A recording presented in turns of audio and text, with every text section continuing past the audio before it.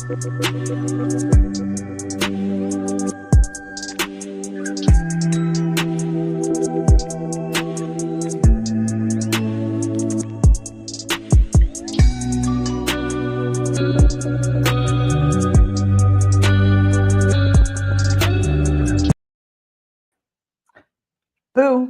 I'm back. Hi.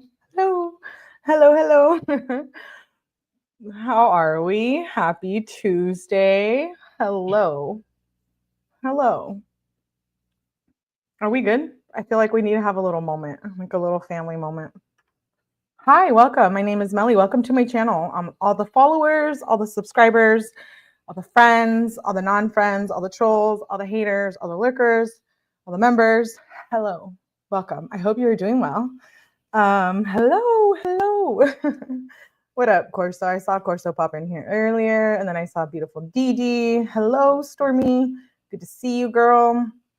I saw Mary D. Hello.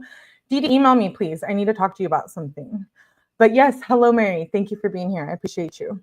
And I saw Kay. Hello, Kay. Hello, hey. What's up? Beautiful Lily Lore. Hello, Lily Lore. And then I see, who else do I see? Killer Swag. Eyeballs. You guys should be eyeballing me. I know a lot of you are confused, but don't be. Welcome. We're going to continue Sidney Powell. We're going to go over the insanity plea today. We have 2 more lives to get to the end of the trial. I'll still continue to cover her case if she does have a second trial. Hello, Judy. Hello. Yay, Juicer. Hello, Juicer. Hello, yes. And I saw Amanda. Hello, my beautiful Amanda. What's up? Good to see you all. Hello, beautiful Griselda. Good to see you. Okay, so little rundown on Sidney Powell. This is part 5. I've covered all of it. The first one is a deep dive, so you'll get all caught up there. She unalived her mother, and it claims it was due to her having schizophrenia and insanity, etc. She unalived her with an iron skillet and stabbed her 30 times in the neck and in the back. So we've been covering the trial bits and pieces, the most important parts of it. And today is the insanity play. We're going to hear from the psychologist on her defense. So it's a little interesting, yeah. I'm going to share the screen. Let me know if you guys can see it and you can hear it.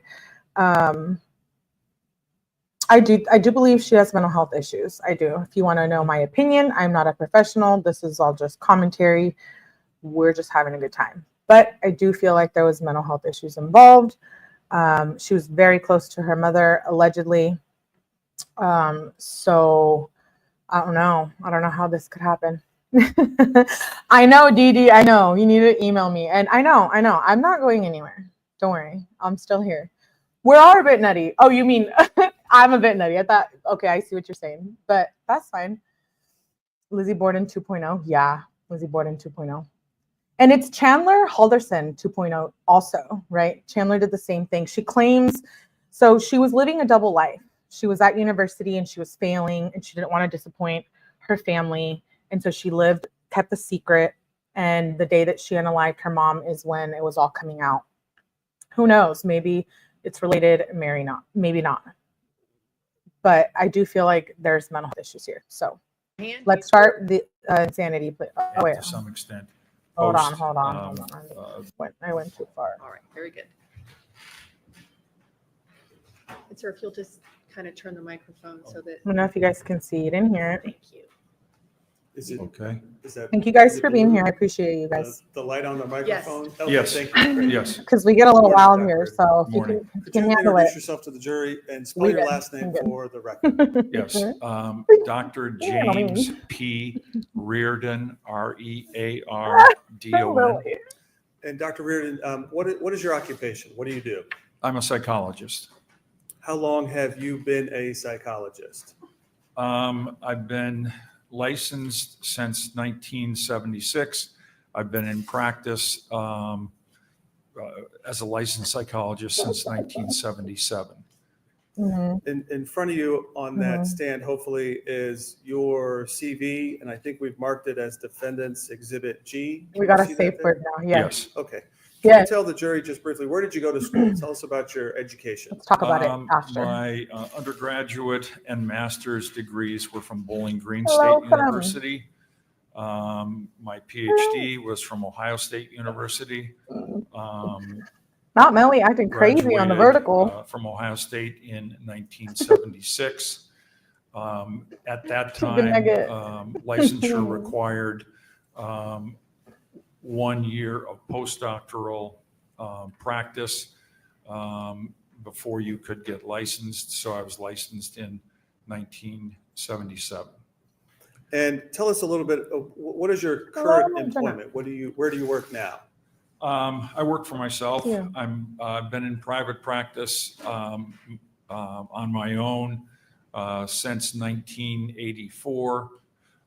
Prior to that, I did some private practice, but I also ran a outpatient substance abuse program, and then for a couple of years, an inpatient Psychologist on her substance side, abuse program. in her defense. And began to do a little bit of private practice on the side. Since 1984, I've been in full-time private practice.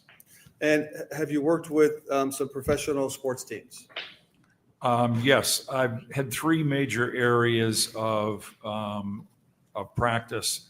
The first one is diagnosis and treatment of post-traumatic stress disorder and trauma-related disorders, which I've done since roughly the early 1980s. This will be very interesting if you've been following In addition to here. that, I began I when I was was looking forward to working, this. running the drug program, doing drug dependency evaluations for the courts, mainly Franklin County at that point, and then began to do forensic practice probably in the early to mid 80s, and have done forensic practice since that time. The third area, it sounds like they're very different, but there really are some significant relationships. The third area is Sorry, Cole, I sports hope and everything's performance okay. psychology. I was an athlete myself, competed in the 84 Olympic trials, and began working after I retired from competing as an athlete, began to work for the U.S. Olympic Committee, and I got you, girl. have worked with the U.S. Olympic Committee from roughly 1988, 1989, until mainly around 2008. I still occasionally will get referrals for athletes from the USOC or from USA Track and Field, but that's kind of the third, probably more fun area of my practice. And you've worked with the New York Jets, Columbus Blue Jackets. Yes, I mean, most of my sports psych He's well practice known. from, I would say, 88 or 89 until the early 2000s was with the U.S. Olympic Committee. I was a sports psychologist for the 96 Olympic Games for the track and field team, USA Track and Field team. And then I was a sports psychologist for 2000, 2004, and 2008 for the decathlon group. I don't know if you are familiar with that. And went to most well of known. the major competitions, world championships, Olympic Games, with that group. Hello, Michelle. Hang on one second, Dr. Reed. Okay, someone's phone in the courtroom. Good to see you, Michelle. I'm glad you made it, love. I began working with major professional teams. You're right. In Two different things. 2006, I worked as a sports psychologist for the New York Jets football team from 2006 to late 2009. and then was fortunate to get hired by the Columbus Blue Jackets. When I worked in New York, I commuted back and forth from Columbus to New York City about Probably 30 weeks medications, of the year. I think. But got hired by the Columbus Blue Jackets in 2011. That's the NHL hockey franchise in Columbus. So I went from a 2-hour commute to a 5-minute commute, which was a nice thing, and worked for them as an employee consultant until roughly 2017, 2018 season. And then since then, I worked with individual athletes, but those two stints, Jets and Blue Jackets, were the two main consulting positions that I held for roughly 11, 12 years. So let's focus for a second on your forensic psychology. You said you've been doing that since the 80s. Yes. Does that include insanity evaluations? Yes. I there we have go. consulted in roughly 2,000 cases. Wow. I mean, when you practice as long as I practiced, you have the fortune to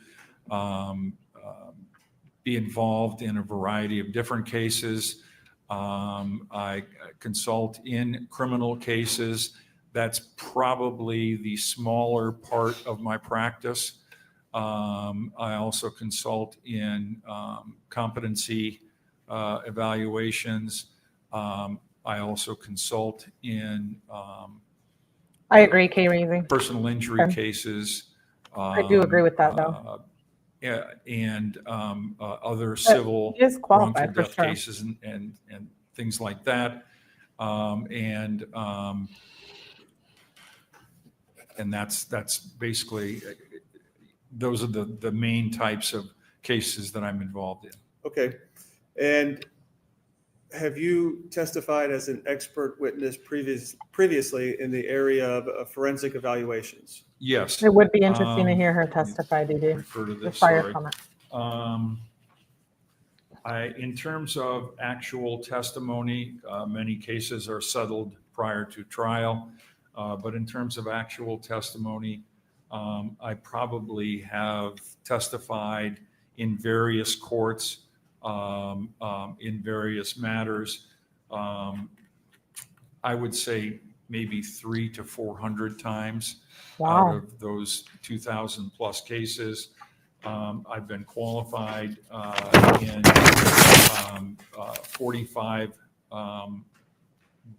63 different counties in the state of Ohio as an expert. I've been qualified in United States district courts, federal courts, in 6 different jurisdictions. That's basically, and that's consulting in some cases for What up, Easy? plaintiffs' lawyers. What up? Good to see you. For Thanks for popping in. prosecutors, in other cases for defense lawyers. Always a pleasure to have you. And for defendants such as, or for defendants counsel such as this case. Your Honor, at this time I would move Dr. Reardon as an expert in the field of forensic psychology and sanity evaluations at the time of the offense. Thank you. Dr. Thank Reardon, you, Your Honor. I'm sorry. You should have, again, in front of you, a copy of your report, which we've identified as Defendant's Exhibit H. Do you have that? I do. DD, you can never get detention. We're in forever detention here. Probably utilize the one that I brought. Sure. It's identical to the report. I believe it's identical. Check the pages either way. I ain't handing out detention tonight. One that I brought. Dr. DD. Reardon, the conclusions and opinions that you stated in your report and the conclusions and opinions that you will set forth for the jury here today, are they based on your knowledge, your training, your experience, the item you reviewed, the test you performed on Ms. Powell and stated within a reasonable degree of psychological certainty? Yes. All right. Yes, we can talk about this later. Oops. Well, wait, was this trial? I didn't watch this one. I was caught up in the they didn't there's not the full trial online. I couldn't find it. So that's probably why you missed it. Melly's Breakfast Club. Boy, I thought troll shit. I get trolled daily and they make us worse about me. They just hate on you. Oh, thank you, Easy. Facts. Yeah, no. Y'all are stuck with me. So let's make it funny, huh? Let's talk for a second about just briefly some of the items. I was like, that you oh, please, reviewed. not again. Your report, page 1 and 2, I was ready for round 2. Just lists kidding. the items that you reviewed in Just kidding. preparation. It's not a for your vertical right now. testimony in the report here I'll calm today. down. I'll calm down. Yes. And among other things, there was I'll behave. records I'll from behave. Akron Children's Hospital in 2017. Excuse me, I'm going to put my glasses on or I won't be able to see things. Please don't. You're so okay. Yes, there were numerous records. We got to talk too. There's some stuff. There's an update. Over 20 different sets of records. Okay. And again, just No, not don't an calm down. exhaustive list. Share with but the records girl. from Akron General Medical Center where Sydney Powell was treated in the psychiatric hospital. Yes. Records from her treating psychiatrist and psychologist and counselors, Yes. Dr. Anthony Smartnick.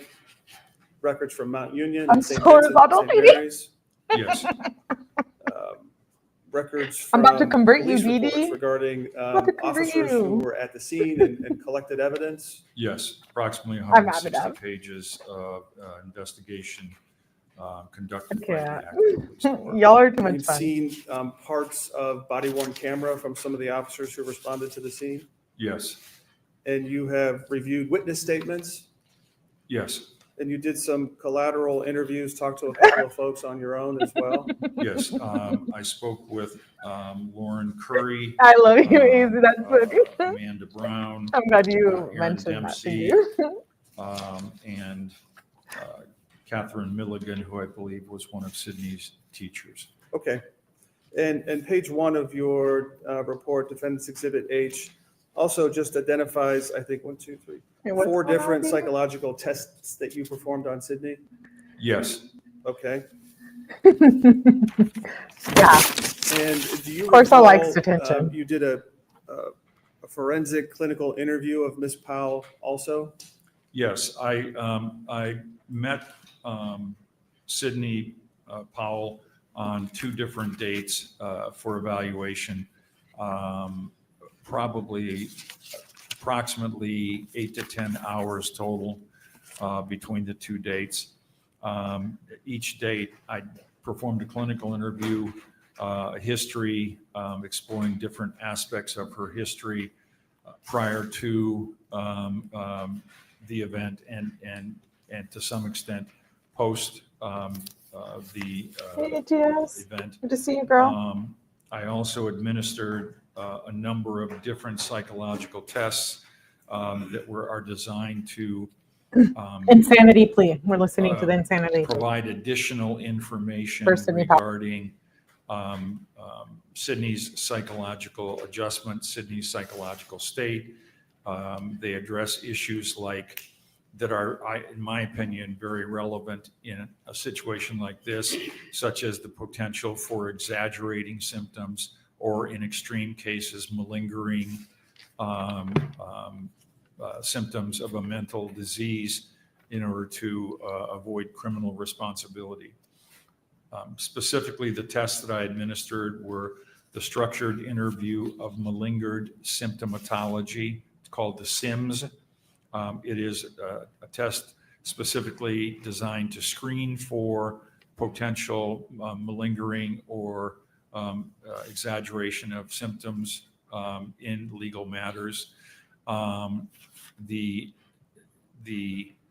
concerns are that this test addresses are in a personal injury case, for example. The concern is this person, what is the nature and extent of the person's psychological injury? And then do they appear to be credible in terms of the things they're reporting, or is there the potential for exaggeration for secondary gain? Exaggeration. In a personal injury case, it would be for money, for compensation. I do want to let you guys know too that there was more than one professional who evaluated her. There was, I believe, like 3 that claimed there was totally insanity, and it was one of the worst cases they had ever seen. And then I believe the professionals on the prosecution team, I believe, claimed, well, obviously they were like, no. And I believe they had 2 professionals that claimed that she was absolutely aware. Because if you haven't been caught up on the case, we covered, the whole staging of the scene. I showed the crime scene photos. We saw the window. We saw her living in a hotel from living the lie. So like, we kind of know what's been going on, right? But I do just want to say this wasn't the only professional that evaluated her. She was evaluated by quite a few. In a criminal case, the potential is exaggeration, or in extreme cases, malingering in order to avoid criminal responsibility. The second test is a test called the Personality Assessment Inventory - Revised. It is essentially a personality test. It measures a broad range of different diagnostic categories, different psychological disorders, depression, anxiety, bipolar disorder, schizophrenia, antisocial personality, drug dependency, other psychological conditions like that. The third test was the Trauma Symptoms Inventory -2. It's called the TSI-2. It is specifically designed to assess the impact of trauma on the individual. Like the Hey, Taz, good to see PAI, you. it has Thanks for also making it. validity scales. Good So to see you here. now we have 3 measures. We have The the little Port SIMS family. that's specifically designed to assess potential malingering or deception. We have the validity scales of the I was here earlier. I PAI. think I was blocked. And then we have the I blocked validity you. I know scales who's of blocked. the trauma symptoms inventory. So there's kind of 3 checks on, are we able to We know. rely on You know. the If you don't, person's well, report, I'd find out. or is there evidence that they may Rather. be Hello, exaggerating, Brett. or, like I said, in extreme cases, malingering? And then the last instrument was called the Dissociative Subtype of PTSD scale. Yeah, I know you do. And that is a scale that is I love it. specifically designed to assess potential for dissociation as a defense mechanism, and the nature and the severity of potential dissociation. And Doctor, I think on page 35 of your report, Defense Exhibit H, you talked about your conclusions. Can you tell the jury, based on your knowledge, your training, your experience, the materials you reviewed, I agree, fam. the interview of Ms. Hello, Powell, the test you Catnap has performed, to wait. whether Catnap you were must able to wait. say within a reasonable degree of psychological certainty that at the time of the offense, Ms. Powell was or was not suffering from a serious mental disease? Yes, that's actually, when assessing mental state at the time of the offense charged, there are basically two aspects to rendering that opinion. The first one is, does the individual, in this case, does Syndey have a mental defect? A mental defect would be something like severe developmental disability, severe intellectual disability, things like that. And my opinion, based on my evaluations, testing, review of all the records, is that Syndey did not have a mental defect. I mean, she had been a very good student. There was no evidence of mental mental disability. The second prong is, does she have a severe mental disease? And my opinion with regard to that is that yes, she did have at the time of the offense and does have at present a severe mental disease. At the time of the offense, my diagnosis was schizophrenia, first episode, currently an acute episode, meaning it's the first kind of Schizophrenia is what complete they believe. manifestation of a schizophrenic diagnosis and a schizophrenic condition. Certainly, looking back at things, we can see early signs of this that would be difficult to detect in the absence of the extreme situation that occurred on Hallelujah. March 3rd, Good to see you, love. 2020. I also diagnosed her with major depressive disorder, single episode, severe with psychotic features. And it was my opinion that at the time of the offenses charged, that being 3/3/2020, Syndey Powell, as a result of this severe mental disease, was unable to appreciate the wrongfulness of her acts.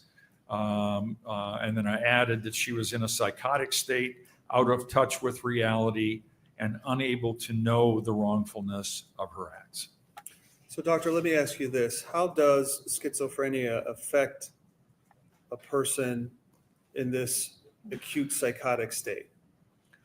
I mean, there are many different manifestations of schizophrenia in this case, which is a psychotic disorder. Psychotic meaning that the person is not in touch with reality.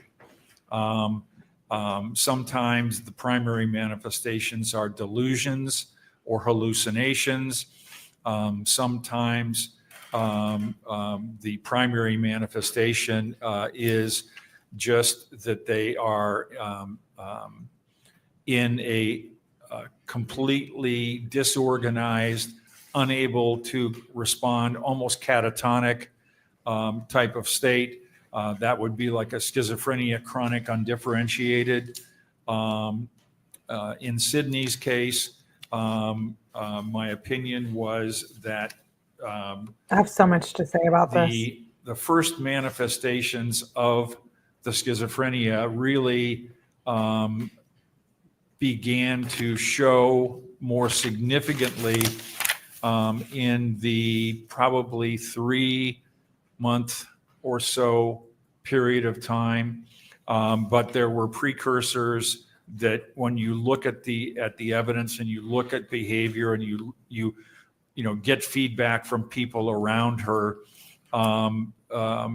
her contact with reality began to deteriorate and became more tenuous, probably over a 6-month period of time, at least leading up, and certainly were very evident in the last three or so months, probably December of 2019, January, February, leading up to March 3rd.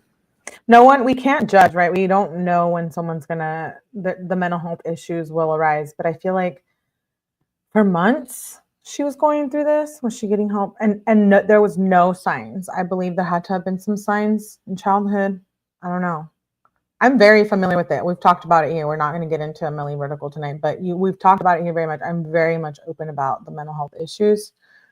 I've been through a lot of them myself. I've seen the other side of it. So maybe I should do a live about that. Like, I feel like that would be good. But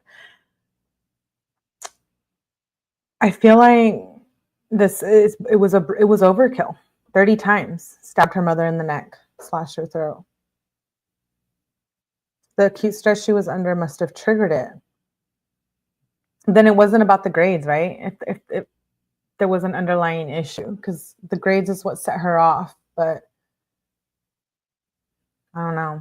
I'm stuck on this. She has mental issues for sure. I agree. Of 2020. I just feel like there's more. So let's talk about, just for a second, March 3rd of 2020. I agree, You're DD. I agree. aware of some testimony by Detective Whitten, the lead investigator in this case. You've been Yes. a friend for much longer than think that, and I Detective appreciate Whitten you, told us Lily. on Monday that there were 2 phone calls on March Truly, my 3rd, friend. 2020. I love you. At 12:36 and 45 seconds, there was a phone call. Mount Union personnel were speaking to Brenda Powell. Do you recall reviewing that? Can I get his timeline Sure. to refer to? Sure, absolutely. It's overkill. I agree, Corso. It is 30 times. It's a lot. We've seen a lot of true crime, but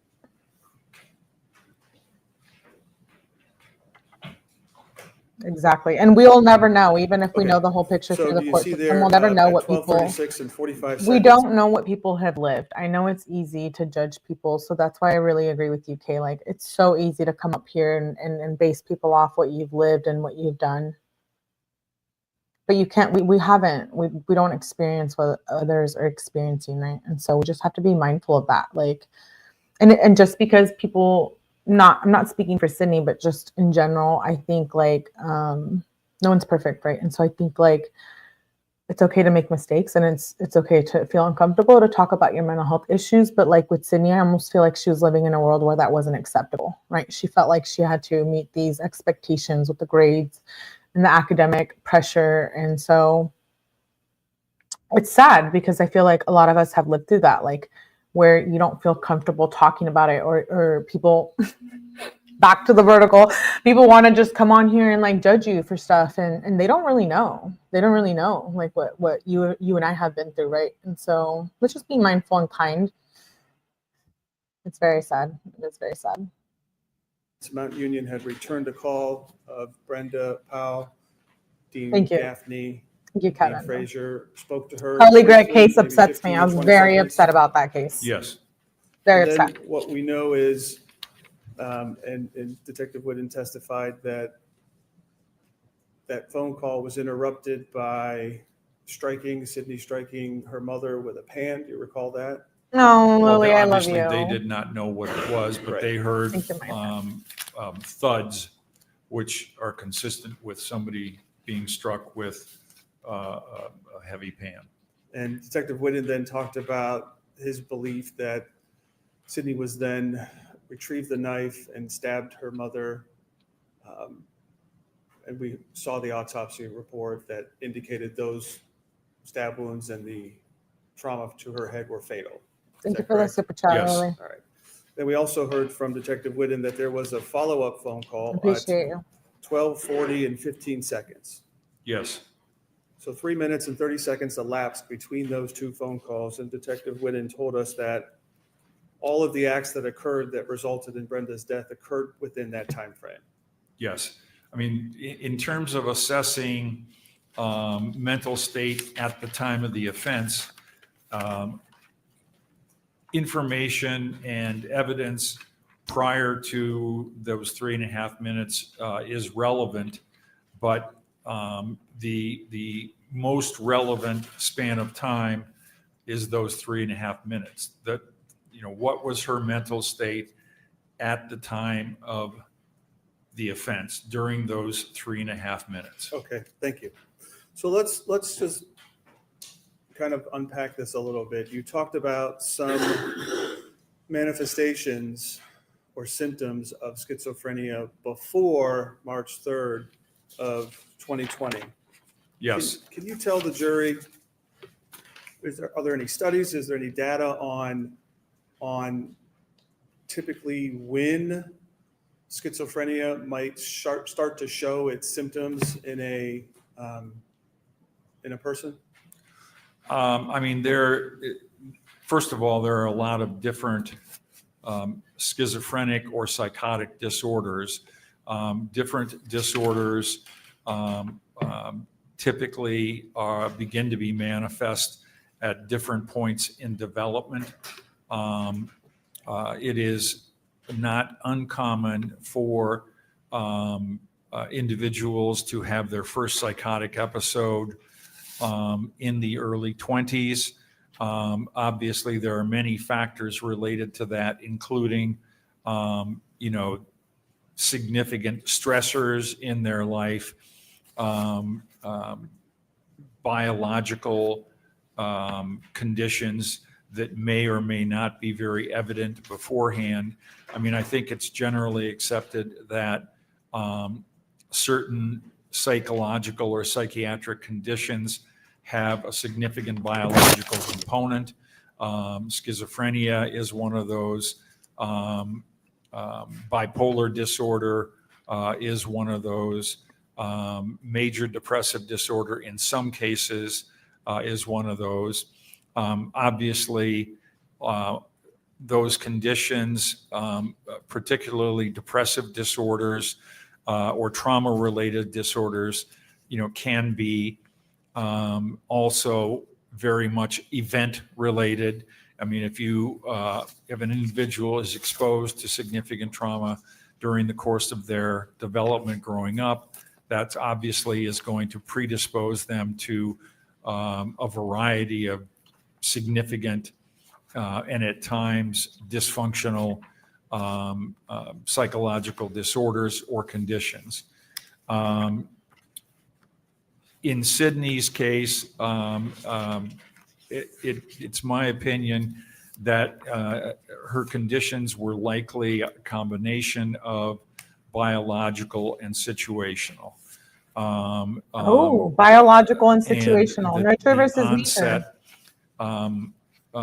We talk like about I it all said, the time. probably we have evidence of precursors back to probably several years before the events of ● So what were those precursors? Can you tell the jury, what do you recall identifying as some potential precursors or symptoms of schizophrenia well before March 3rd of 2020? Some of the interviews that I did, like with several of her friends or with her English teacher, 𝗟𝗏 indicated that she had not frequently, but at times pretty significantly demonstrated precursors like panic attack, panic symptoms, at times withdrawal. But again, when she was in high school, if you are looking at her and looking at the situation on the outside, everything looks like it's fine. She's an honor student. She's a scholar athlete. She's, not getting into a lot of trouble. There's no behavioral issues. She's got a good relationship with friends. She's got a good relationship with family and parents. But some of her friends and the teacher, 𝗟𝗏 reported episodes where she would overreact to a situation, have a panic attack in relation to a chemistry presentation that she, ultimately nailed, have a panic attack with regard to any perceived failure on her part. Even back then, very kind of self-critical, self-demanding, and driven a bit over the edge. At times. But she had a good childhood. Everything was good. That's what we know. Such significant anxiety in a test that she couldn't read the numbers. Okay.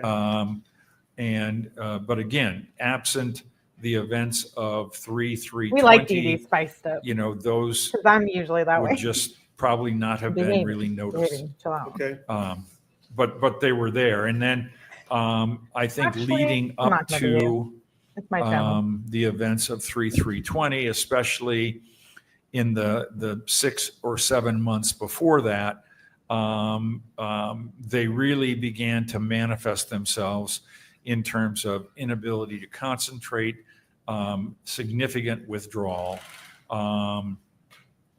depressed mood,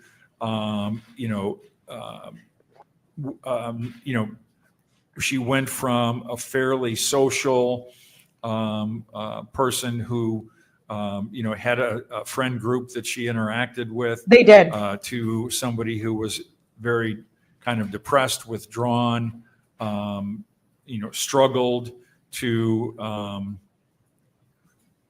struggled academically, but again, at that point, nobody knew. Her academic performance went from, I believe, 3 point something in her first semester, 3.8, and then maybe 2 point something. She was on a presidential scholarship. I just have to interrupt. I may be interested in getting a look at the neurology results. She did get a brain scan. They tested her for concussions, I don't know what that's called. They checked her for epilepsy. I forget the other one. I said it in the first live. And everything turned out clear. So I know. And then allegedly she had a good childhood, all of the above, which is like why people are so confused. But I feel like I don't think that, sure, childhood does, what you experience in your childhood plays a major role, but I also feel like it could come up later in life. But I also question how, like what made her snap that night, right? But allegedly this started in November and December of 2020. So it was like months before she committed the crime. I don't know. It's complicated when it comes to mental health. And it's not all black and white. So I just have to remind everyone. In her second semester, and then in her third semester, which was the fall of 2019, she performed so badly. Her grades were so bad. I feel like Didi and I could get in trouble. She was academically put on academic probation or disqualification. Okay. But again, she was at that point, she and the officials at Mount Union were the only people that really knew that. She had managed to conceal that. And I mean, I think the concealment, you could say it was because she was deceptive. I think that a more likely explanation is that failing was not an option in her mind. I mean, in her mind, if she failed, then she was a failure. And I think that is when some of the early manifestations of thought disorder, some of the early auditory hallucinations were manifest. But again, she didn't seek or couldn't seek help because, if you're a successful graduate student athlete at Akron, St. Vincent, St. Mary's, you don't do that. And it was just, it was inconsistent with her picture of herself. And so, and I think that things began to, it's kind of like a building wave, and I think the wave really began to get out of control. But don't we all experience that wave? I'm sorry. I just feel like I agree with parts of what he says and parts of what he doesn't say. I do. And I agree she had mental health issues again, but she didn't want to fail. Like most of us go through that, right? And so we're not going to go and unalive our mother. So brutally overkill. And so I feel like there's other factors that play into that. Yes, Didi, I'm going to be doing a giveaway too here soon. So yeah, are you going? I'm sorry, Mary, but we're going to get Didi to come with us is what I meant to say because I'm looking at the comments. I will absolutely be there. I'm so excited. Probably in November, December of 2019. There's significant evidence.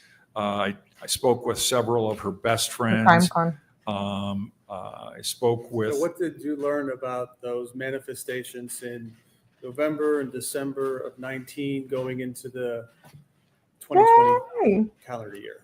I mean, by that time, she was kind try of to get you there, hunkered down psychologically. And again, my opinion is that a lot of this is occurring within her, but it's not that she's, at the same time it's occurring, it's not consistent with who she's supposed to be. And so she just kept pushing it away and denying it and trying to not avoid it. She's supposed to Trying be. to avoid it and not recognize it. And again, I believe that it's very likely that at that point she was already, if she hadn't begun the process even earlier, probably maybe Cognitive even dissociation. summer of 19, certainly during the fall of 19, she began to kind of cross the line from normal self-critical thoughts to significantly disordered thoughts, to psychotic thoughts, including highly critical auditory hallucinations. You're worthless, you're a failure, you don't deserve to live, those kinds of thoughts. So those auditory hallucinations, were those reported to you by Ms. Powell? They were reported to me as having occurred leading up to it. But again, the problem is when you are truly psychotic, generally you don't have a lot of awareness of it. Do you know what I mean? In other words, if you're out of touch with reality, it's pretty hard to be in touch with the reality of your deterioration. And so I think most of it was retrospective.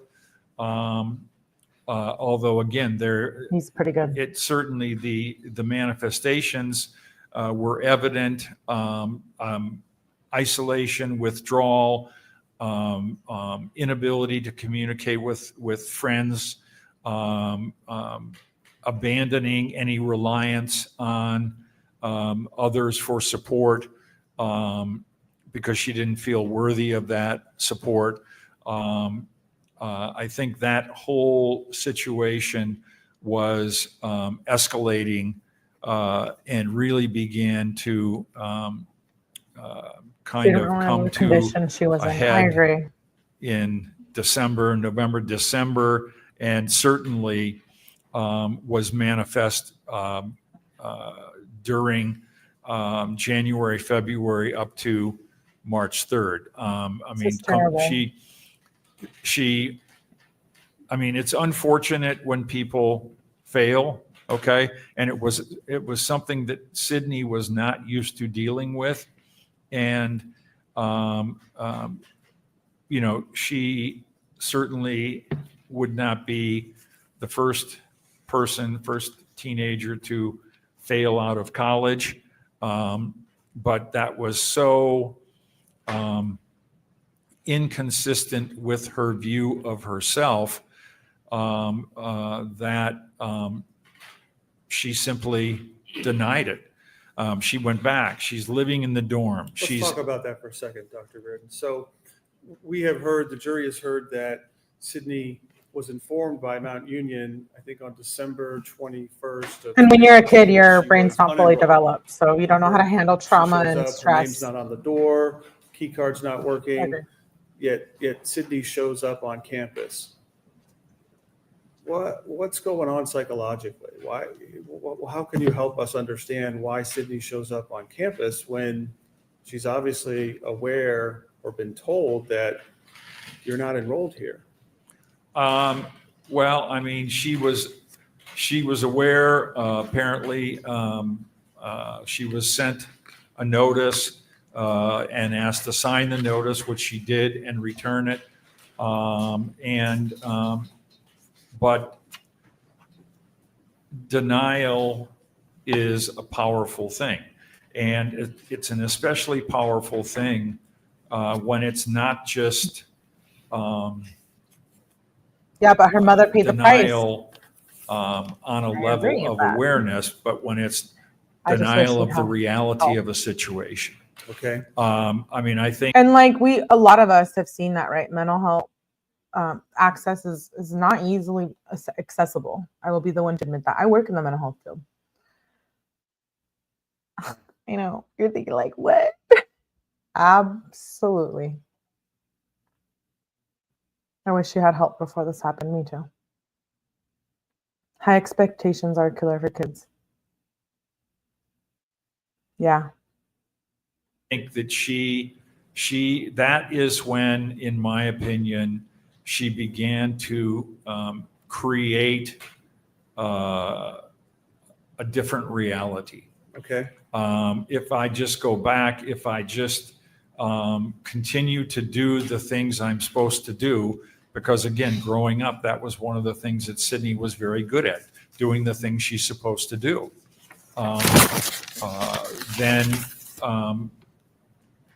Then no one else will know. Really not. And more importantly, I will believe that I can somehow make this real, make this state of unreality real. And when Ms. Gaffney testified from the university, she said her first meeting with Syndey, she said, you know, it's a small campus. She had been seen around. Because she lied Syndey, about what it are for you doing? months. You're not enrolled here. And Syndey said, no, I am. I'm enrolled here. I fixed it. What is that an example of? I mean, you could say it's an example of Syndey lying to Dean Gaffney. But again, a person in their right mind, a person in a rational mind, not me would crying. have to have known that if there's a person who could check that, it would be Dean Gaffney, right? I think in Syndey's case, she wasn't lying. She was reporting her reality. And her reality was, if I just keep doing the things I'm supposed to do, maybe my reality that this never happened, that I'm not disqualified, that I didn't fail, will become reality. Then we've heard that, you know, the university has a couple more meetings with her. She eventually leaves the university, I think on February 24th or February 25th. And again, she's telling her roommates, you know, this is okay. I've talked to my mom about it. We're okay. Describe how that is the same or different than just lying. I mean, lying is telling somebody something when you know it's not true. By that time, in my opinion, Syndey was out of touch with reality. Again, there are different manifestations of thought disorders. I love you guys. I think when we think of schizophrenia or psychotic disorders, we think of crazy people, right? You know, doing crazy things, doing overtly crazy things. That was not the case with Syndey. Syndey was, in fact, in my opinion, psychotic, out of touch with reality. By the time she went back to school, she had begun she was on a real slippery slope in terms of her mental and emotional state deteriorating.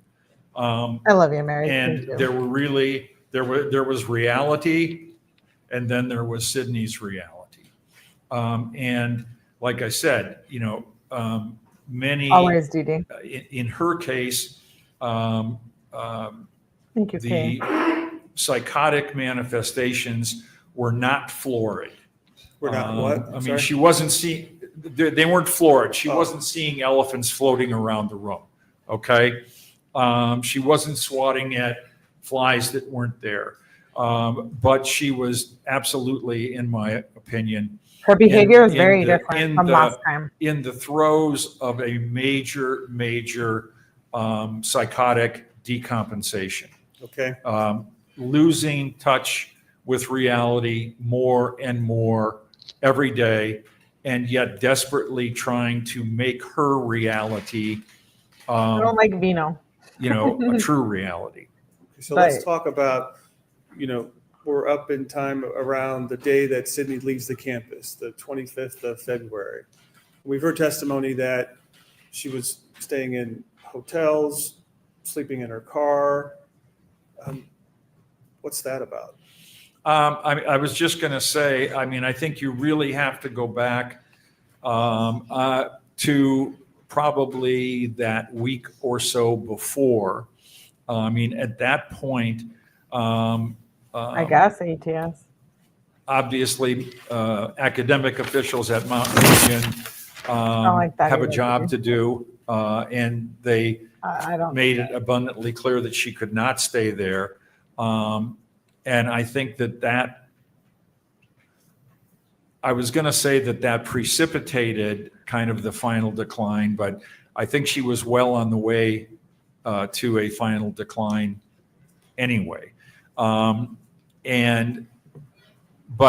So she leaves Mount Union and she doesn't know where to go.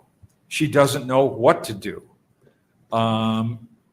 She can't go home because she's a failure. She's let her mom and dad down. How uncomfortable. She's let right? everybody who knows her down.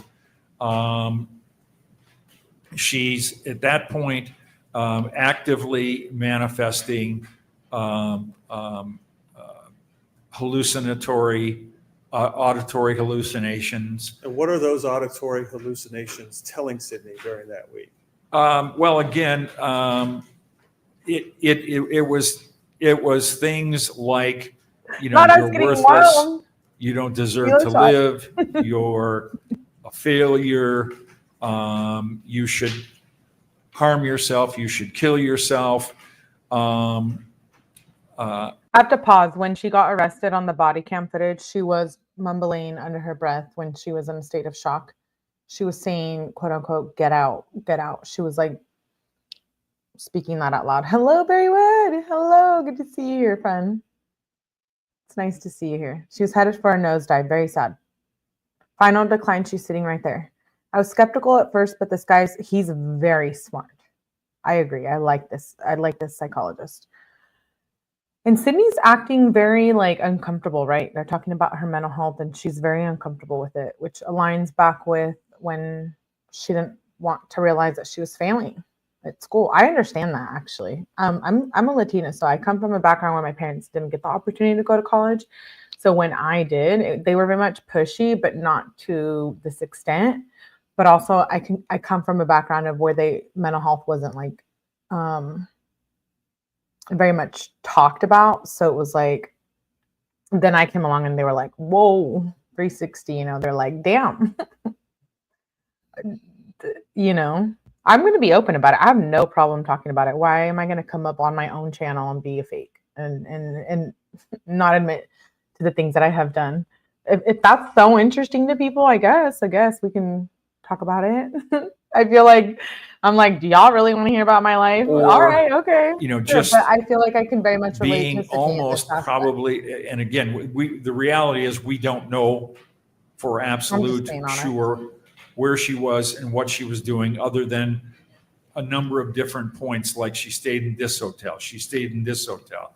She likely slept in her car because there was no record of her being in a hotel. Behavior that for any normal individual was just not consistent with any kind of functioning. And then ultimately, I think she ends up, after a week of that, and during the week, completely isolated, Phil's whack. alone with her own thoughts, which by that time are significantly psychotic, significantly manifestations of primarily auditory hallucinations, departing further and further from reality and decompensating into a full-blown psychotic state, where it's not a matter of I don't think she was all there. She I didn't stabby won't stab. communicate with others. I've had mental She health pretty issues and much I never can't. stabbed anyone, but it's different for everyone. I mean, Hello, my insane man. and you know, in this situation, man. it's not a, you know, I'm actively psychotic and manifesting I'm so all glad you this made it. stuff Hello. 24/7 in a day. The reality is, a lot of times people can still engage in what seems like normal behavior. Obviously, she was able to drive a car. Obviously, she was able to check into a hotel and check out of a hotel. But Living in a and hotel that is for where months. I believe that the dissociative aspect of her Hit that decompensation light. really Hit it. comes into play. Okay. Whoa, I wanna don't talk get too about that in a reckless minute, now. But first, Shit. before we get to March 3rd, we heard some testimony from Sydney's former roommate, Lauren Curry, about the evening before Brenda died.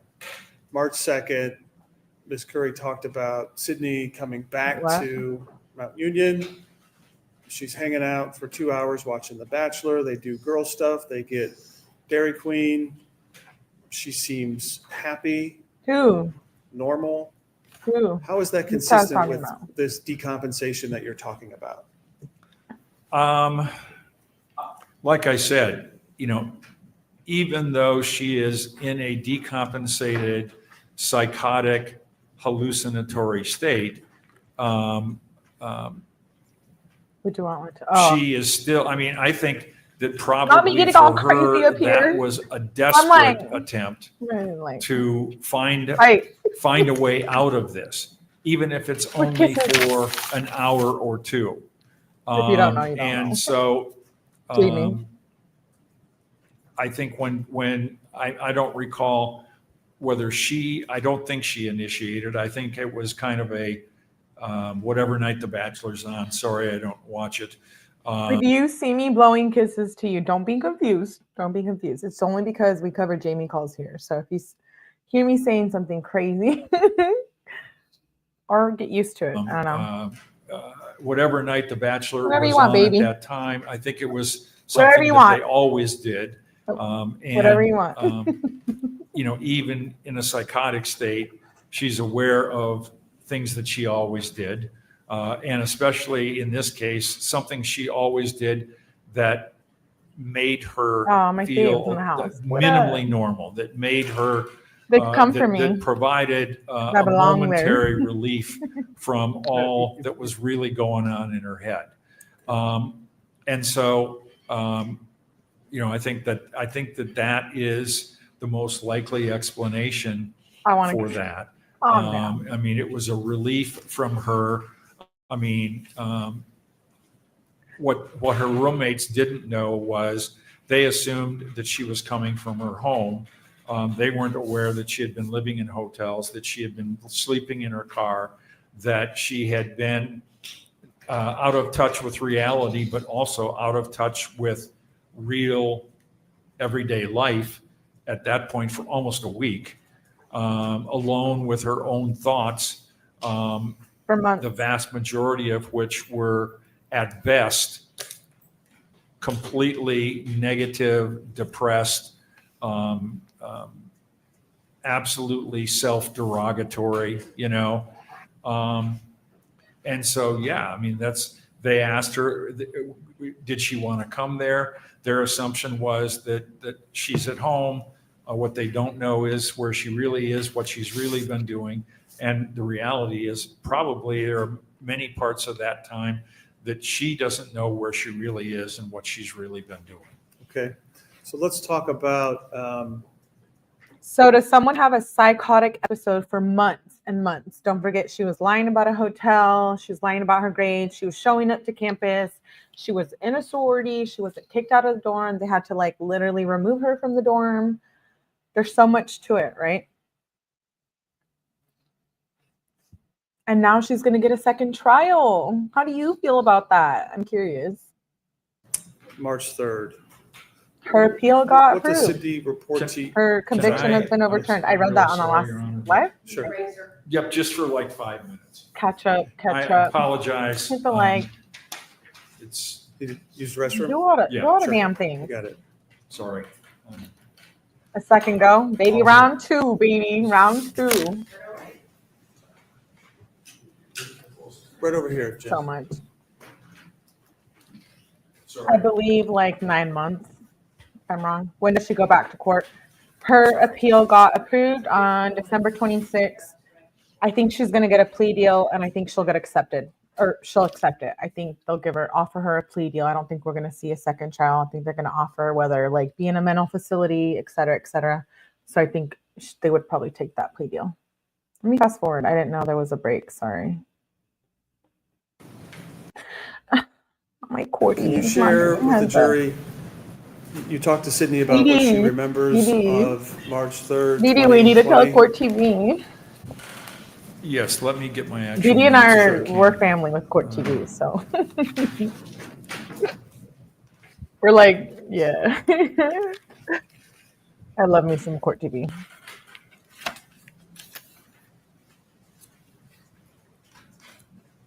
Hello, Mary Beth. Good to see you. Round two, baby. Round two? With Melly? Or what?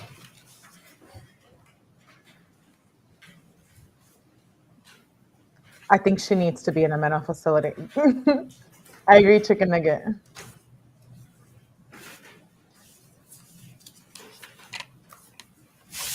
Forever?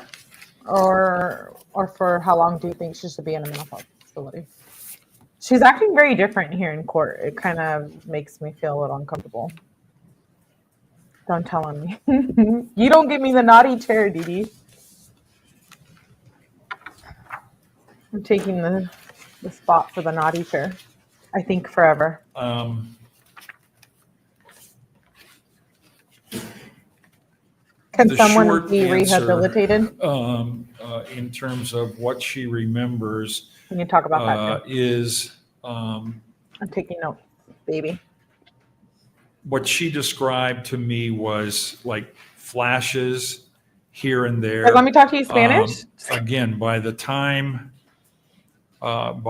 she gets home on the 3rd, in my opinion, she is in the midst of a full-blown psychotic episode. She is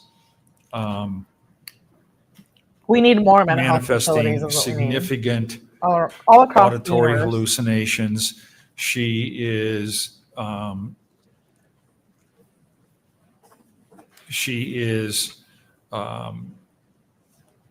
in a I'm disgusted how the full-blown creates mental health. schizophrenic state.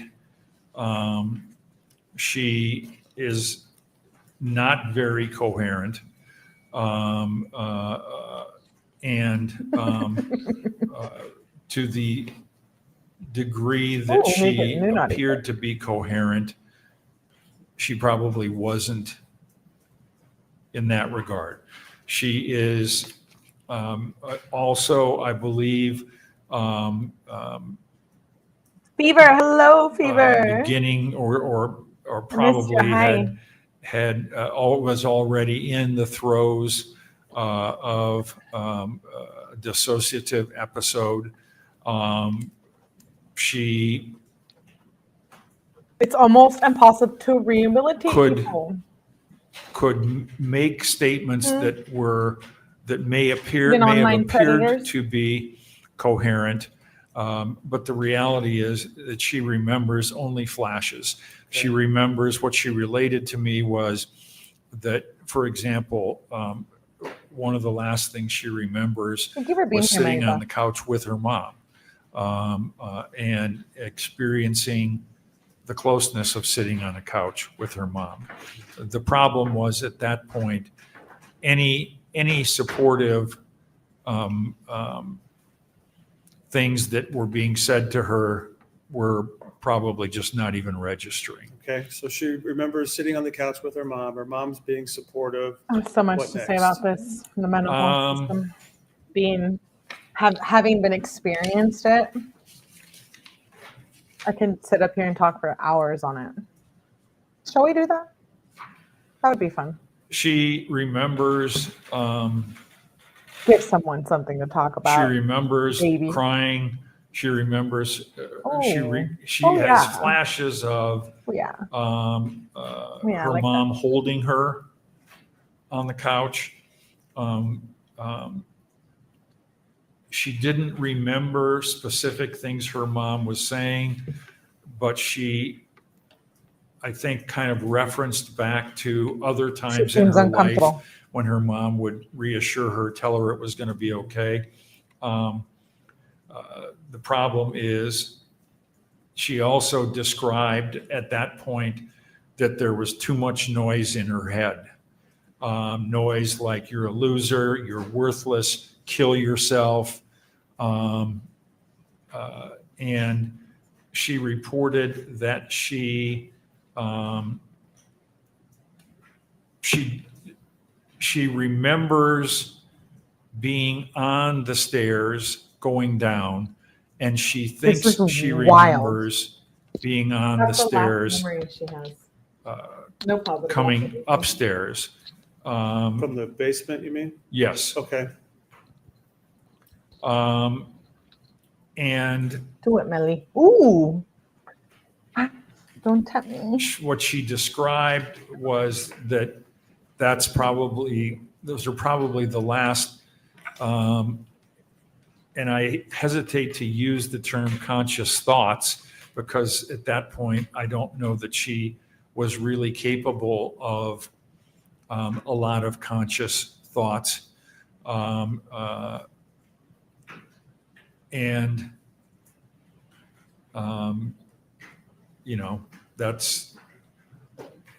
That's obviously when the events of 3/3/20 occurred. Okay. And her next memory is in the hospital. Yes. So she was on the couch with her mom and then the hospital. So she doesn't remember anything in between. And I feel like I would very much be acting like her if I was in her position. Very much like, people are talking about my mental health. Very uncomfortable. I don't blame her. I'm not here to knock anyone. I think this is very realistic. And these topics are very uncomfortable to talk about. I like talking about them.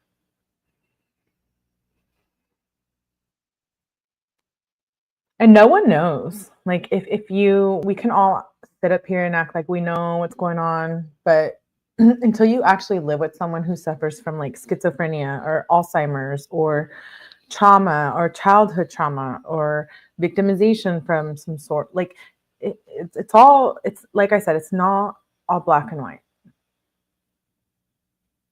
And it's very uncomfortable to talk about it. And I like to talk about these things. So I don't know, I guess I'm uncomfortable. I do think she was suffering from mental health issues. I do. I'd like to show you just I also believe she was a murderer. Video that the jury has seen. How can those two blend? Body-worn Pretty much so. And I want you to... Do I need to move? No, it'll show up on your screen right there. Sorry, I'm not. We saw it all the time in true crime. Technologically savvy.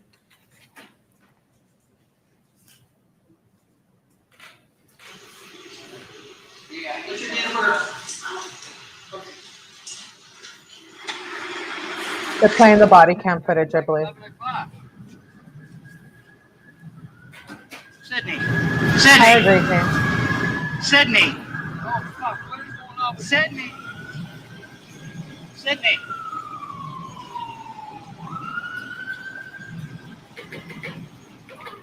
Whoop, whoop. Hit that like button like you were getting a restraining order. I don't support violence, but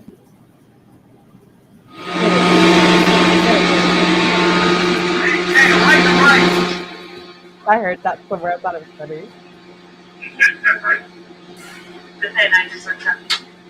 Go ahead. What are you saying, Sydney? Stop it, baby. Sydney, I know I'm too much. hello? Sydney, can you hear me?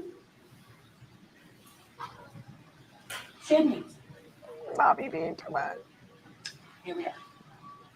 Right?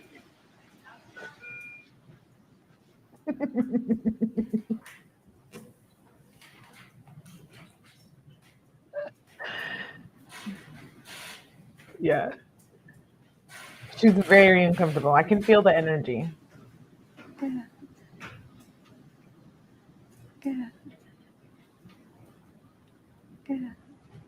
Her reaction is very So guys normal. are- She's acting just like for it's the not record, in that video, happening. we see Miss Powell kind of falling over the bottom of problem. the driveway. She's kind of scratching at the asphalt, kind of hitting her head, and non-responsive to any questions. We see her kind of staring off in the ambulance and not responding to baby. Detective King's inquiries. Psychologically, what are we watching? What's happening here? In my opinion, How about with your what- DNA? what we saw on the Oh. screen was kind of the aftermath Yes, ma'am. of a acute psychotic episode. I She's mean, great.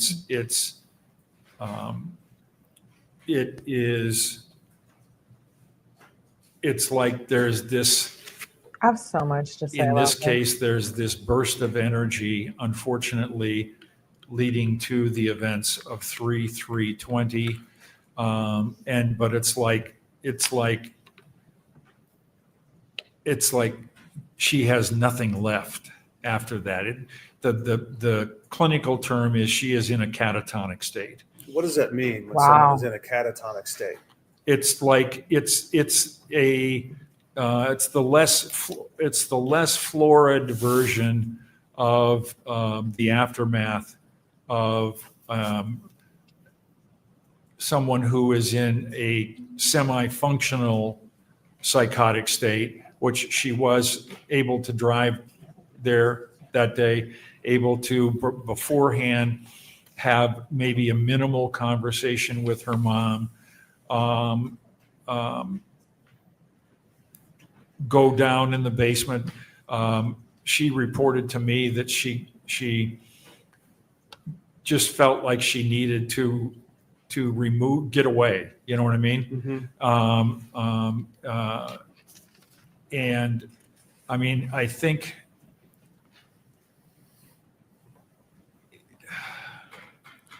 she just Yes. needed to get away. And like I said, but even then, You don't get away. she is Go on, you grossly know, like a mental health impaired thing. in terms of any kind of reasoning, any kind of judgment, any kind of, she's functioning on the most Join the Discord, for my rudimentary Discord. level, even in terms of awareness of surroundings, awareness of actions. At this point, it's coming like this. And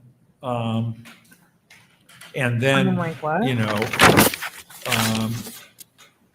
we have the events of 3/3/20, where there's this explosive burst of activity, again, completely disorganized, completely ego dystonic from her entire life before that moment. When you say ego dystonic, what does that mean? It's a fancy term that basically means something so far out of the spectrum of normalcy, or any even normalcy for her, that it's just, you know, it's like this blip in kind of the pathway of her lifetime. And then it's not uncommon for, and fortunately, a lot of times when people experience psychotic breaks, the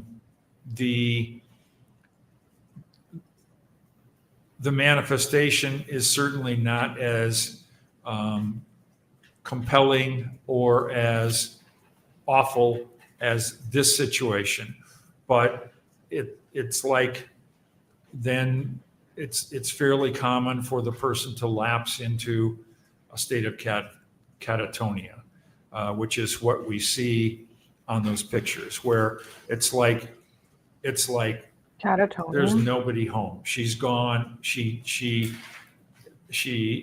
has completely lost awareness of everything. She had already lost awareness of reality, and she's just a shell. Dr. Reardon, you talked about She's just a cell. What is the definition of catatonia? It's an abnormality of movement and behavior arising from a disturbed mental state, typically schizophrenia. It may involve repetitive or purposeless overactivity or catalepsy, which is a resistant to passive movement and negativity, according to WebMD. dissociation.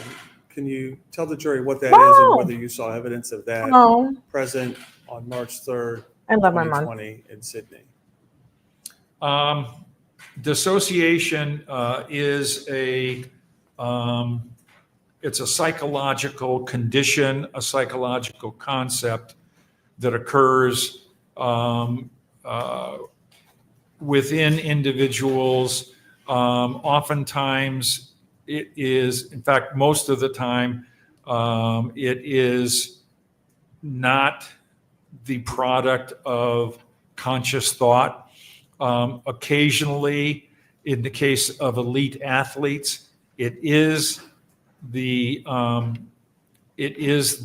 product of conscious thought, years usually of preparation. I mean, the ideal performance state is, and this is me kind of lapsing into the sports psych aspect of the dissociation. It's someone who is able to get into that state of what I would call no think, which is really the ideal performance state. I agree. Especially when you have a incredibly physically talented athlete who generally has trained themselves and has developed their capabilities for concentration, focus, all of the things that lend to superior performance. My insane world. Dissociation goes along with that. Best example of positive dissociation that I can think of off the top of my head is wild shit on here. A world record. A world record is the apex of human performance, right?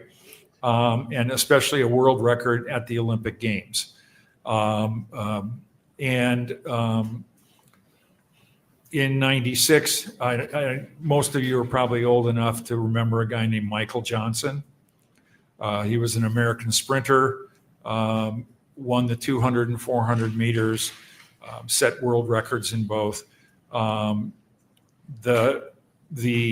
200 meter final was on the same night as the second day of the decathlon.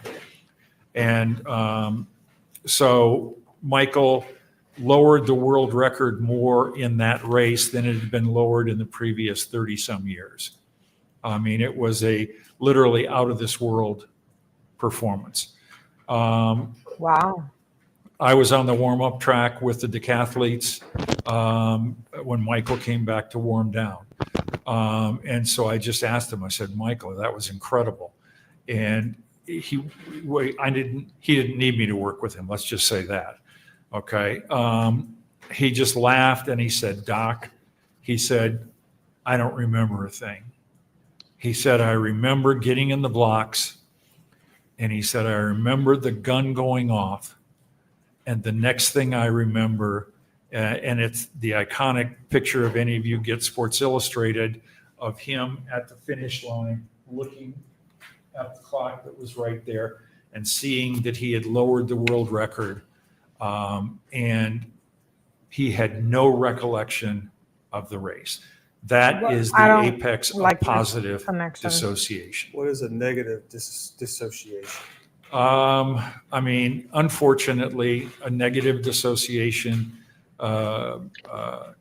is a situation like this one, especially when it occurs in combination with a psychotic break, a first schizophrenic, full-blown schizophrenic episode, where the person So do we believe him? has no, Do we trust his opinion? they're out of touch Maybe. with reality. They're out of touch with any consciousness.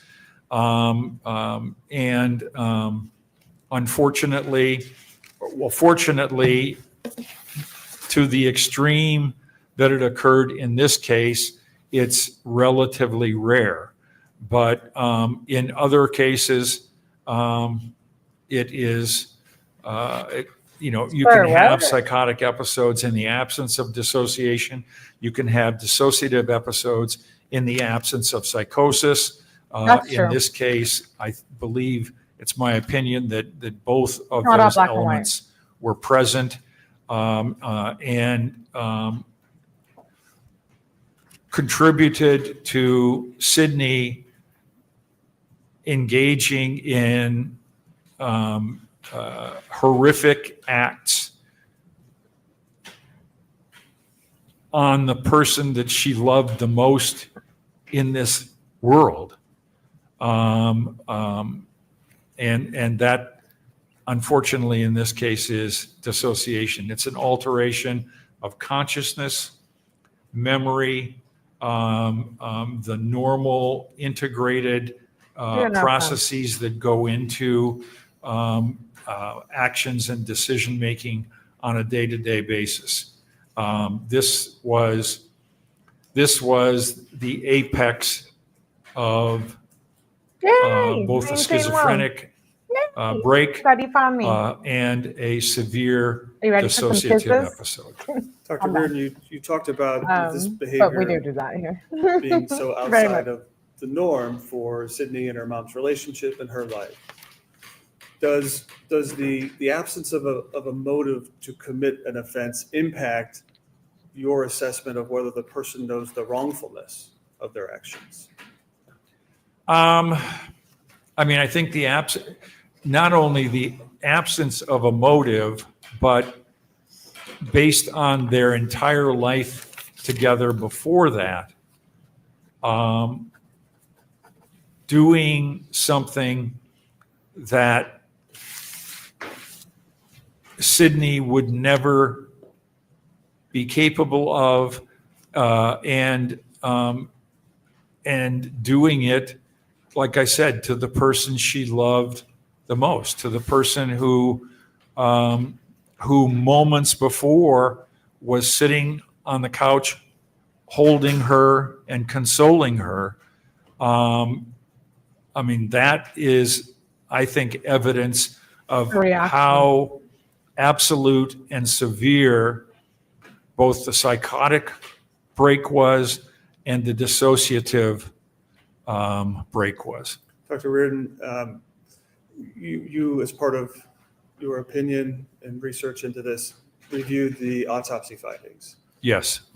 Does the manner in which Brenda died have any impact on whether Her nails your are opinion painted that Syndey too. did not know the wrongfulness of her conduct? Here. Yes, didn't notice that. unfortunately. I mean,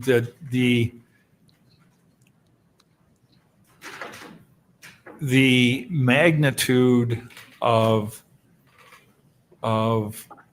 the injuries, I think, is a reflection of someone who I don't think Syndey was capable of that anyway, with anyone, but certainly not with her mother, who, like I said, is the person on this earth that she loved the most. And stabbed her in the neck 30 times. It demonstrates in my mind the incredible magnitude of the loss of reality and the loss of any ability to engage in any reasoning or conscious thought during those moments. So Dr. Reardon, I just want to move forward in time if we could. You, as part of your evaluation of sanity at the time of the offense, reviewed records of treatment of Syndey right after this incident. We know she was at the Cleveland Clinic, Akron General Medical Center from March 7th through March 16th. And I think at page 10 through 14 of your report, you detail the evaluation there and the diagnosis there. Do you recall what Syndey's diagnosis was as she was observed for 9 days at Akron General Medical Center, Cleveland Clinic? Yes.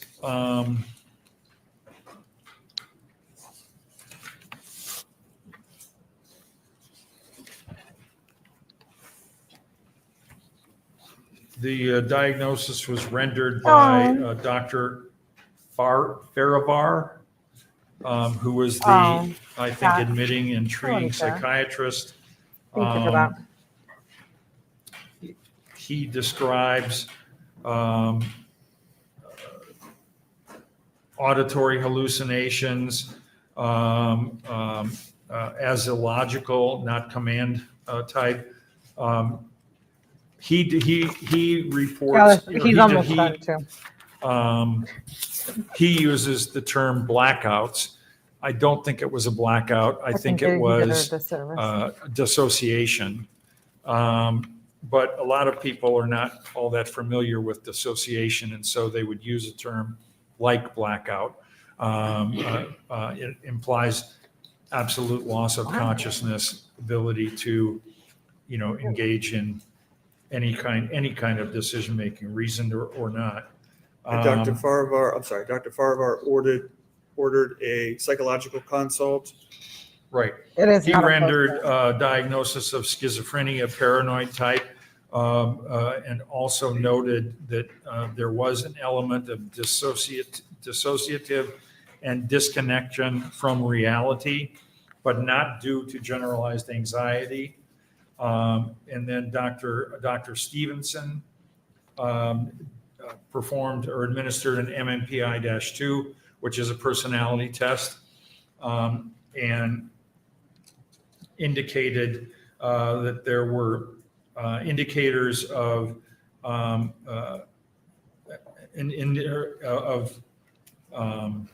Syndey's profile being consistent with individuals who are acutely psychotic and who are diagnosed with paranoid schizophrenia, dissociative identity disorder. I don't believe she had dissociative identity disorder, but I believe she had a significant I thought she had that. A significant dissociative kind of sub content to her functioning at that moment. That was also consistent with the testing that I did. Okay. And I think on page 14, you list the medication that Dr. 𝗟𝗏𝗏 prescribed for Syndey based on his diagnosis of schizophrenia. Yes. And are those medication antipsychotic medication in general? Again, I'm not an MD, so I can answer that question with regard to my experience as a psychologist who has worked with doctors with regard to these medications for 40 some years. Ativan is an anti-anxiety medication. Haldol, oral Haldol is an antipsychotic medication. Intramuscular injection Haldol is an antipsychotic medication. Trazodone. Well, this is debatable because she got treatment after she was arrested. And so allegedly after she got, after the crime, she was able to stay at her grandmother's house and get the mental help that she needed. And allegedly with the medication she was on, people started seeing a normal behavior as well. So is really in an relation to antidepressant the medication. that is I used to work for generally Big used Pharma too. in order to Used to make sedate that the shit. person and help to initiate sleep Compound it. when they're in, you know, I might actually start doing it soon again. agitated or psychotic state. Atarax is an anti-anxiety. Abilify is antipsychotic. And Ativan, it looks like they just switched the dosage and the frequency of administration. But so the vast majority are medications She looks very disconnected. meant to help somebody cope with an acute state of anxiety and a psychotic, schizophrenic state, such as was what they diagnosed her as, was schizophrenia paranoid type. Okay. And after that, you were able to review records from her treating psychiatrist, Dr. 𝗟𝗏TK. Yes. and 𝗟𝗏TK. some counseling records. Did Dr. 𝗟𝗏TK make the same diagnosis that you and Dr. 𝗟𝗏𝗃𝗲 did?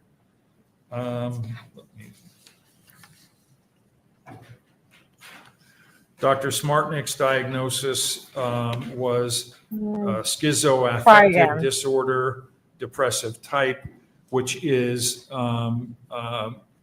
again a psychotic disorder diagnosis after the person has begun treatment and when the symptoms Meaning what? are less acute because they've Meaning been what? somewhat stabilized with regard to Aren't you in here trolling, are you?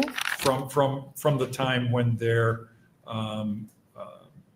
when the disorder was most significantly manifested. Schizoaffective disorder, depressive type, major depressive disorder, first episode, severe with psychotic features, which is Really, I can picture her stabbing his him. diagnosis is very, It's a very brutal similar crime. to the diagnosis that I The read. mother, Okay. the 30 And stabs. if you know, Dr. 𝗟𝗏TK continued to treat and prescribe medication to Syndey as of today? Yes. All right. I want to just talk about, you mentioned the psychological testing that you performed on Ms. Powell. And you briefly talked about these 4 different tests. Yes. And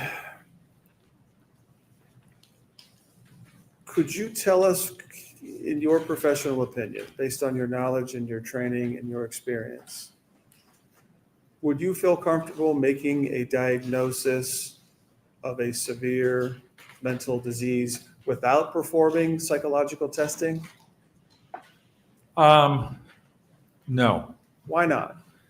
I would say that there have been a handful of cases, and when I say handful, I'm talking literally a handful, where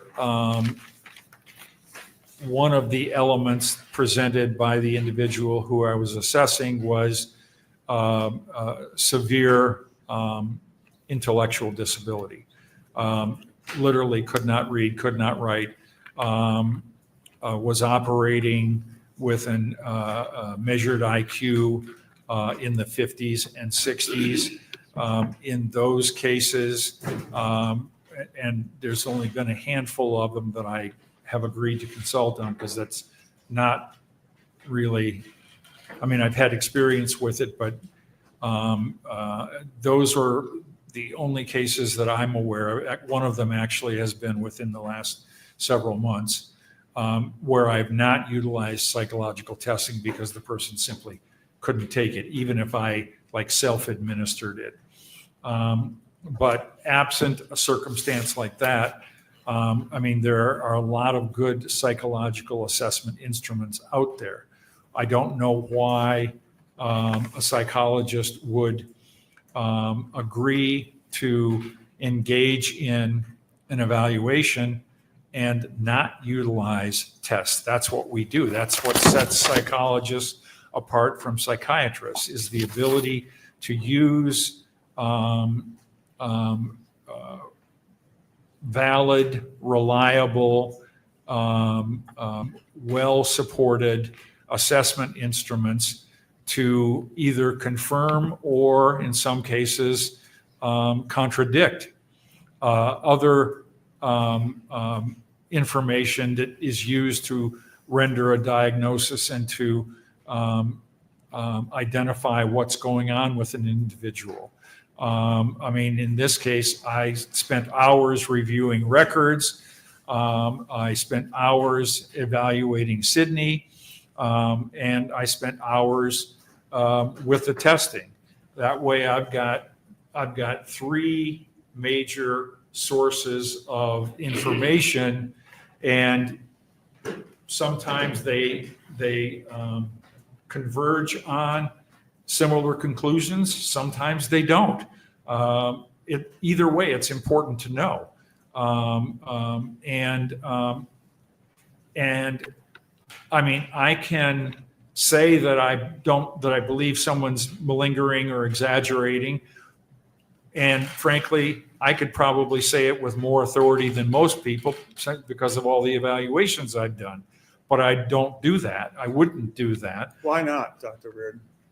Just because the testing is a check on the person who's doing the assessment. It is another source of data that can help to either confirm or disconfirm some of the hypotheses that you develop going into an evaluation. And if it confirms it, that's helpful. If it doesn't confirm it, it's probably even more helpful because then you begin to look at other, alternative hypotheses. Maybe you have it wrong. Maybe the person is exaggerating.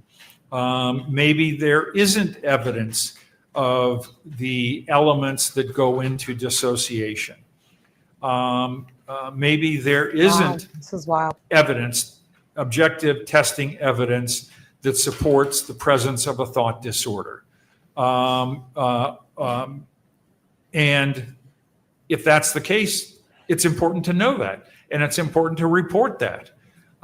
You may still have the same ultimate opinion, but at least you're kind of being intellectually honest and offering all of the data for you guys to consider. So no, I would never do a psychological assessment with an individual capable of being tested without doing Yes, it. Amanda.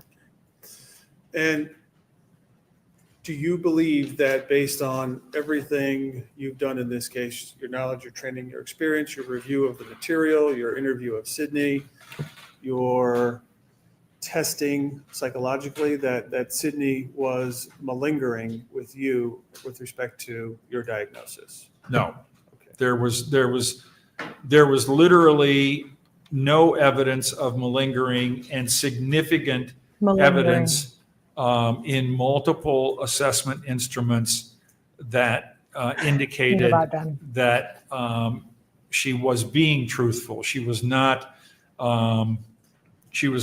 exaggerating or malingering the symptoms or signs of a mental disorder. Hey, Dr. Reardon, I want to conclude by just asking you again, you've talked about early on, you've done work in sanity evaluations at the time of the offense for the defense side. You've also worked for the prosecution side. Yes, You worked and done sanity evaluations on behalf of the Ohio Attorney General's office yes, in capital murder cases. yes. And how does your evaluation of Syndey compare with other individuals that you have diagnosed or evaluated for sanity at the time of the offense? I was thinking about this as I was going over, reviewing everything, and rereading some of the records, rereading my notes, rereading or looking again at the testing. And I've been doing this a long time, and I would say, yes, I believe he that was in paid my by the experience, again, there are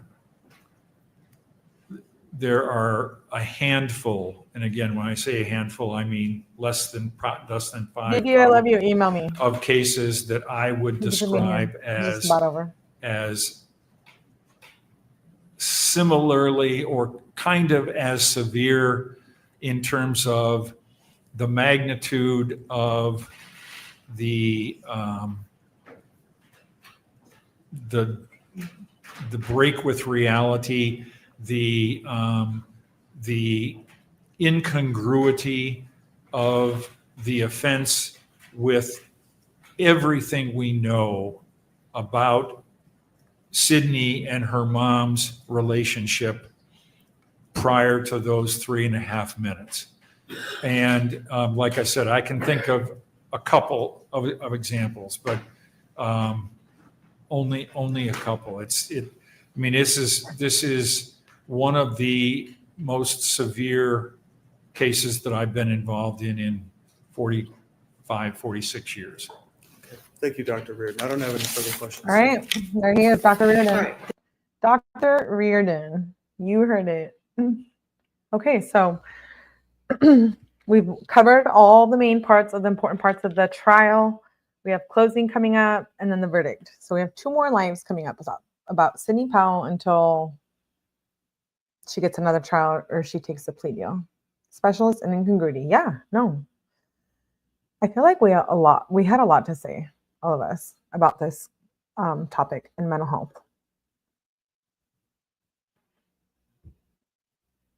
Thank you for me. What do you guys think about Dr. Reardon? Do you agree? Do you disagree? Do you think Syndey was insane? Etc.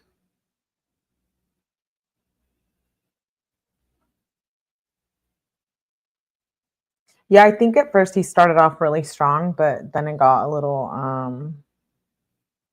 uncomfortable. I'm really keen to hearing from the other strengths. Yeah, a lot of 2 others didn't think she was insane at all. So it's very controversial, but I appreciate you guys for being here. We will finish the Syndey Powell trial. And then I have a new case tomorrow. I have a live scheduled tomorrow. We have a live for every day of the week. Are you sick of me yet? No, good. Okay, good. Well, don't be, because you stuck. Well, I won't judge you. The doctor I have, my opinion is right. I looked at him first, but he took a turn when he made too strong of a connection with work athletes. Dragonfly, detention. Thank you, Corso. Thank you all for being here. I have another live plan for tonight, but I don't know. I think it's past your guys' bedtime. Who's being bad now? Just kidding. I don't know. If I don't go live tonight, I will definitely see you guys tomorrow. So I appreciate you for being here. Make sure you hit that like button. I appreciate all of you. I think I like being here. I'm glad you like being here, Barry. You're welcome to stay here as long as you can. Just know that sometimes we get a little crazy here. But what you see is what you get. Like, facts. So I appreciate you all for supporting my channel. I will see you tomorrow evening on the next live. If I don't come back on today with Jamie calls, I will see you tomorrow. And thank you for being here and supporting my channel. And I appreciate you. Just know that. I'll see you on the next one. Bye.